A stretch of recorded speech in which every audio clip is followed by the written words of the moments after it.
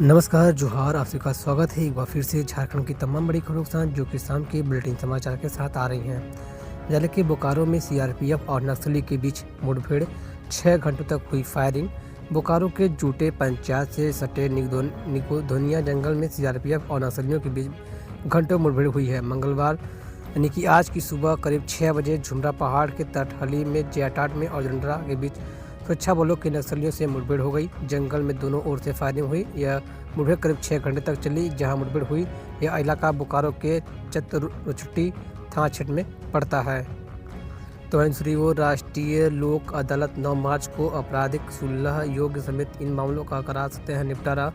झारखंड की विभिन्न अदालतों में 9 मार्च 2024 को राष्ट्रीय लोक अदालत आयोजित की जाएगी। इसमें आपराधिक सुलह योग मामले, दीवानी, श्रम और वैवाहिक समेत अन्य मामलों का निपटारा किया जाएगा। इसकी सफल आयोजन को लेकर न्यायायुक्त दिवाकर पांडे ने रांची के व्यवहार न्यायालय सिविल कोर्ट में बैठक की और कर्मचारियों को दिशा निर्देश दिए। उन्होंने कहा कि राष्ट्रीय लोक अदालत में अधिक से अधिक मामलों को चिन्हित कर निपटारे पर जोर दे। उन्होंने इसके लिए सभी कर्मचारियों को मिलजुल कर कार्य करने को कहा ताकि ज़्यादा से ज़्यादा केस निपटाया जा सके। तो दूसरी ओर साहिबगंज से एक बड़ी खबर, रेलवे क्वार्टर में घुसकर रेलकर्मी की गोली मारकर हत्या, पत्नी ने बताया क्या हुआ।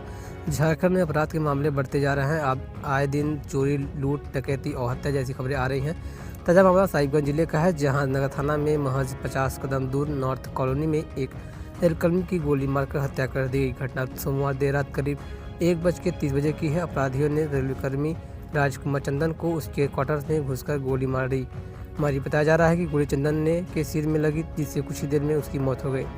बिहार का रहने वाला था युवक राजकुमार चंदन मूल रूप से बिहार के बांका जिले के मंदार हिल नया टोला का रहने वाला था। साहिबगंज में वह रेलवे के 4th ग्रेड कर्मी के रूप में कार्य करता था। रेलवे के क्वार्टर में रह रहा था। इधर सूचना मिलते ही नगर थाना प्रभारी अमित कुमार दलबल के साथ घटनास्थल पहुंचे और मामले की पड़ताल जुट गए। पुलिस ने शव का कब्जे में लेकर पोस्टमार्टम के लिए सदर अस्पताल भेज दिया। झारखंड में राहुल गांधी की भारत जोड़ो न्याय यात्रा का दूसरा चरण 14 फरवरी से गढ़वा पलामू के बाद बिहार में एंट्री। कांग्रेस नेता राहुल गांधी की भारत जोड़ो न्याय यात्रा का दूसरा चरण झारखंड में 14 फरवरी से शुरू हो रहा है। छत्तीसगढ़ से झारखंड के गढ़वा जिले के गोदरमाना में राहुल गांधी की न्याय यात्रा प्रवेश करेगी और अंकागढ़, पाटक, गढ़वा शहर, बाजार बीग बढ़ते हुए पलामू जिले के नवाब बाजार पहुंचेगी। यहां राहुल गांधी रात्रि विश्राम करेंगे। 15 फरवरी को जमला मोड़, छतरपुर होते हुए वे हरिहरगंज पहुंचे और वहां से बिहार में प्रवेश करेंगे। इधर झारखंड प्रदेश कांग्रेस प्रताप सुंदर शांति ने बयान जारी कर कहा है कि नरेंद्र मोदी सरकार के अन्याय के खिलाफ राहुल गांधी द्वारा भारत जोड़ो न्याय यात्रा निकाली जा रही है। समाज में जन जागरण का अभियान चलाया जा रहा है। तो इसलिए वो संताल को अबुआ आवास योजना की सौगात, सीएम चंपई सोरेन ने 24,000 लाभुकों के खाते में डाली पहली किस्त। अबुआ आवास योजना के लाभुकों को स्वीकृति पत्र प्रदान करने मुख्यमंत्री चंपई सोरेन मंगलवार को आज 13 फरवरी दुमका पहुंचे। दुमका के कमार दुधानी स्थित जिला स्तरीय स्टेडियम में सीएम के कार्यक्रम का आयोजन हुआ। कार्यक्रम में सीएम ने दुमका, जामताड़ा और देवघर के अबुआ आवास योजना की करीब 24,000 लाभुकों को स्वीकृति पत्र प्रदान किया है। इसी के प्रथम किस्त की राशि डीबीटी के माध्यम से उनके बैंक खाते में ट्रांसफर कर दी गई है। इसके अलावा मनरेगा के 9 चयनित रोजगार सेवकों को नियुक्ति पत्र और लाभुकों को वनाधिकार पट्टा भी सौंपा गया है।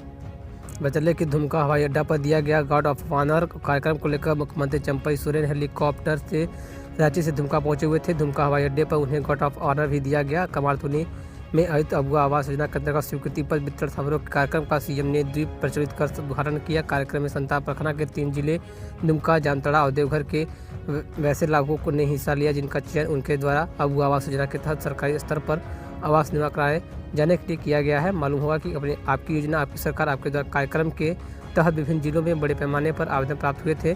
इन जिलों से ऐसे लाभुकों की संख्या 24,000 थी। तो दूसरी ओर बसंत पंचमी मेले में शहर में बनाए गए हैं 21 नो एंट्री जोन। बाहरी वाहनों का रूट डाइवर्ट कर दिया गया है। देवघर में बसंत पंचमी मेला को लेकर 3 दिनों तक का सुबह 8 से दोपहर 12 बजे तक शहर में भारी वाहनों का प्रवेश निश्चित रहेगा। वहीं इसके लिए रूट को भी डाइवर्ट कर दिया गया है। साथ ही शहर में जाम की स्थिति न बने इसके लिए 21 नो एंट्री जोन बनाए गए हैं। डीसी विशाल सागर के निर्देश पर एसडीओ दीपांकर चौधरी ने सीसीआर या सह यातायात डीएसपी के प्रस्ताव पर सहमति जताते हुए आदेश जारी कर दिया है। एसडीओ द्वारा जारी आदेश के मुताबिक बसंत पंचमी मेला को लेकर 13 से 15 फरवरी सुबह 8 से दोपहर 12 बजे तक भारी वाहनों का प्रवेश निषेध करते हुए 8 जगहों पर रूट डाइवर्ट किया गया है। गृह मंत्री अमित शाह की बहन एवं बहनोई पहुंचे बाबा मंदिर देवघर। सोमवार को देश के गृह मंत्री अमित शाह की बहन नीना शाह एवं बहन अरविंद बाबा मंदिर पहुंचे। दोनों को कड़ी सुरक्षा घेरे में बाबा मंदिर प्रशासनिक भवन लाया गया। यहाँ पर उनको मंदिर मुख्य प्रबंधक रमेश परिहस से विधिवत संकल्प करा बाबा भोलेनाथ का पूजा कराया गया। इसके बाद दोनों अन्य मंदिरों में पूजा करने के बाद आरती की। यहाँ से बासुकीनाथ के लिए रवाना हुए। बासुकीनाथ में पूजा करने के बाद दोनों रिकिया पीठ के मौके पर भाजपा के स्थानीय नेता अभय आनंद झा, हरि सिंह आदि मौजूद थे। तो वहीं दूसरी ओर एक बार फिर मौसम करवट लेने जा रहा है। झारखंड में बदल रहा है मौसम का मिजाज। 15 तक छाए रहेंगे बादल, आसमान में बादल। कई जिलों में बारिश हो रही है, कई जिलों में बारिश का साथ जताए जा रहे हैं। पश्चिमी विक्षोभ के कारण झारखंड में मौसम का मिजाज बदल रहा है। राज्य के कई जिलों में बारिश हुई। सबसे अधिक बारिश सोमवार को सिमडेगा में हुई है, वहाँ करीब 5 मिनट बारिश हुई। राजधानी रांची में देर शाम हल्की बारिश हुई। यह स्थिति 15 फरवरी तक रह सकती है। 16 फरवरी से मौसम के साफ होने का अनुमान लगाया जा रहा है। मौसम केंद्र के प्रभारी वैज्ञानिक अभिषेक आनंद के अनुसार सोमवार को राज्य के दक्षिणी और पश्चिमी भाग में बारिश हुई है। पश्चिमी विक्षोभ के कारण सोमवार की शाम से मौसम बदल गया। इससे राज्य के पश्चिमी, मध्य और निकटवर्ती पूर्वी भाग में हल्की बारिश हुई है। 13 और 14 फरवरी को विक्षोभ का व्यापक असर झारखंड में दिखेगा। 15 फरवरी से इसका असर कम होने लगा 16 से मौसम साफ हो जाएगा। 13 फरवरी को पलामू प्रपन्नल में ओलावृष्टि हो सकती है। इसको लेकर मौसम केंद्र ने अलर्ट जारी किया था। मंगलवार को गुमला, लोहरदंगा, रामगढ़, हजारीबाग, रांची और कोडरमा में हल्की बारिश हुई और ओलावृष्टि हो सकती है। 14 फरवरी को भी इन्हीं जिलों में गर्जन के साथ बारिश होने का अनुमान लगाया जा रहा है। तो दूसरी ओर झारखंड में अब जेट के माध्यम से होगी असिस्टेंट प्रोफेसर की नियुक्ति। पीएचडी में नामांकन। झारखंड के विश्वविद्यालय अंतर्गत अंगीभूत संबंध व अल्पसंख्यक कॉलेजों में असिस्टेंट प्रोफेसर की नियुक्ति सहित पीएचडी कोर्स में प्रवेश झारखंड पात्रता परीक्षा जेट के माध्यम से होगी। कैबिनेट ने सोमवार को जेट एग्जामिनेशन कंडक्शन रूल को स्वीकृति प्रदान कर दी थी और 43 विषयों के लिए जेट का आयोजन भी यूजीसी के मापदंड के अनुरूप किया जाएगा। झारखंड के में वर्ष 7 में पहली बार जेट का आयोजन किया गया था। परीक्षा की अब भी सीबीआई से जांच चल रही है। नए रूल के बनने से लगभग 17 साल बाद फिर से जेट के आयोजन का रास्ता साफ हो गया है। तो दूसरी ओर झामुमो ने दी आंदोलन की चेतावनी का। हेमंत सोरेन के साथ हो रहा है अमानवीय बर्ताव। झामुमो के महासचिव सुप्रीमो भट्टाचार्य ने कहा कि पूर्व मुख्यमंत्री हेमंत सोरेन को ईडी अपनी हिरासत में अमानवीय परिस्थिति में रखे हुए हैं। दूसरी ओर हेमंत सोरेन की पेशी के दौरान लगातार मीडिया ट्रायल भी किया जा रहा है और ईडी ने हमारे नेता हेमंत सोरेन को 13 दिनों की रिमांड पर ले लिया। उन्होंने कहा कि ईडी को हमारे नेता से इतना खौफ है कि उन्हें तहखाने में रखा गया है ताकि वह घुट घुट के मर जाए। रोशनी में मत रखो ताकि ये वह अंधा हो जाए, आवाज़ ना आए ताकि उनकी सुनने की क्षमता तो कम हो जाए। इस अमानवीय परिस्थिति में उनको रखा गया है। सुप्रीमो भट्टाचार्य ने कहा कि झारखंड में अभी सरकार को अस्थिर करने के प्रयास किए जा रहे हैं। अब हम मुकाबला करेंगे। 15 फरवरी से पंचायत स्तर पर प्रतिरोध की आवाज़ तैयार होगी और तब तक जारी रहेगी जब तक कि हमारे नेता के खिलाफ की गई साजिश की असलियत सामने नहीं आ जाए। श्री भट्टाचार्य ने झामुमो कार्यक्रम में आयोजित प्रेस कॉन्फ्रेंस में ये बातें कही।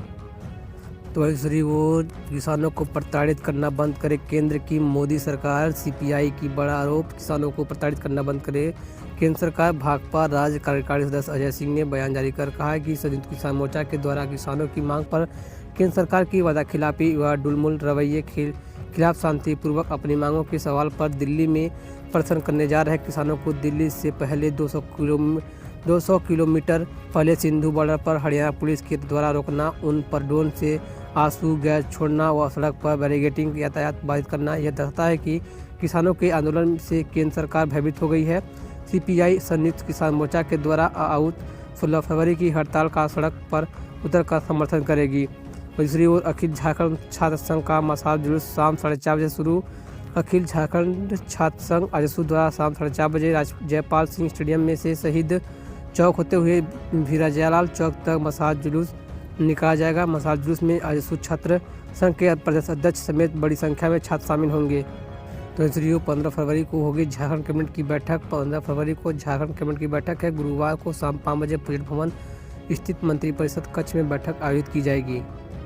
तो दूसरी ओर आंसू गैस पानी की बौछार। किसानों को रोकने में जुटी पुलिस। शंभू बॉर्डर पर जोरदार प्रदर्शन। हरियाणा पंजाब की शंभू सीमा पर किसान जोरदार प्रदर्शन कर रहे हैं। प्रदर्शनकारी किसानों को रोकने और तितर करने के लिए पुलिस ने पानी की बौछारें की हैं। वहीं किसान दिल्ली में दाखिल होने की पूरी कोशिश कर रहे हैं। कई जगहों पर किसानों ने बैरिकेडिंग को हटा दिया है। कि दिल्ली बॉर्डर पर किसानों का प्रदर्शन जारी है। पुलिस किसानों को रोकने की पूरी कोशिश कर रही है। वहीं प्रदर्शनकारियों किसानों ने हरियाणा पंजाब की समूह सीमा पार करने की कोशिश कर रहे हैं। किसानों ने सीमेंट बैरिकेड को जबरन हटा दिया गया है। तो दूसरी वो अखिलेश यादव ने केंद्र सरकार पर कसा तंज। सपा सुप्रीमो अखिलेश यादव ने कहा कि जो कुछ हो रहा है और जिस प्रकार की खबरें आ रही हैं कि आंसू गैस के गोले छोड़े जा रहे हैं किसानों को रोकने के लिए और आंदोलन खत्म करने के लिए, किलो के साथ साथ दीवारें तक खड़ी की गई हैं। प्रशासन के माध्यम से सरकार जो कर सकती थी कर रही है। दिल्ली सरकार किसानों की आवाज़ को दबाना चाहती है। यह वही सरकार के लोग हैं जिन्होंने किसानों से कहा कि उनकी आय दोगुनी हो जाएगी, फसल की कीमत मिलेगी, MSP लागू करेंगे। तो इन किसानों के समर्थन में सीएम ममता बनर्जी का बयान। पश्चिम बंगाल की मुख्यमंत्री ममता बनर्जी ने किसानों के समर्थन में बयान दिया है। ममता बनर्जी ने कहा है कि किसानों पर बीजेपी के बर्बर हमले की निंदा करते हुए बता दें कि हरियाणा में प्रदर्शनकारी किसानों पर आंसू गैस के गोले छोड़े गए थे, जिसके बाद ममता बनर्जी की ये बयान आया है। तो फिलहाल खबरों में इतना ही है। तो कुछ की तमाम बड़ी खबर जो कि शाम के बुलेटिन समाचार में आई थी, तो मुझे खबर पसंद है, शेयर कीजिएगा, लाइक कीजिएगा, चैनल पहली बार है सब्सक्राइब जरूर कीजिएगा। तब तक के लिए जय हिंद, वंदे मातरम।